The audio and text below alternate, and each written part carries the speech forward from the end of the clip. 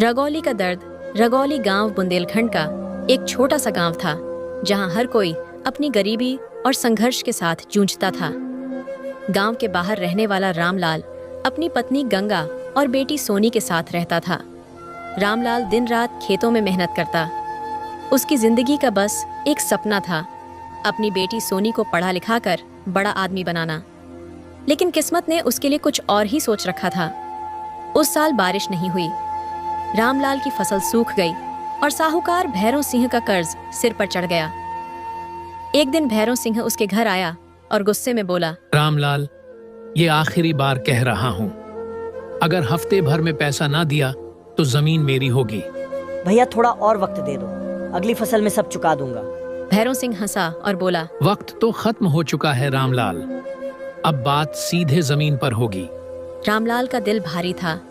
वो परेशान होकर खेत पर चला गया और उधर सोनी खेलते खेलते कुएं के पास पहुंच गई।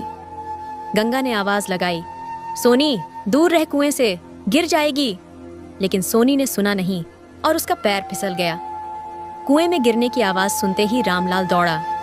वह कुएं में कूदा और सोनी को बाहर निकाला, लेकिन तब तक बहुत देर हो चुकी थी। गंगा बिलखते हुए बोली, सब तेरी वजह से हुआ। अगर कर्ज ना लिया होता तो हम इस हालत में ना होते। रामलाल सिर झुकाए सुनता रहा। उसकी आंखों से आंसू रुक नहीं रहे थे। अगले दिन रामलाल गायब हो गया। शाम को गांव वालों ने उसे जंगल में एक पेड़ से लटकता पाया। उसकी जेब में एक चिट्ठी थी, गंगा मुझे माफ कर देना, मैं अपनी बेटी को नहीं बचा सका, मैं कमजोर निकला। गंगा ने घर और जमीन छोड़ दी और गांव से चली गई।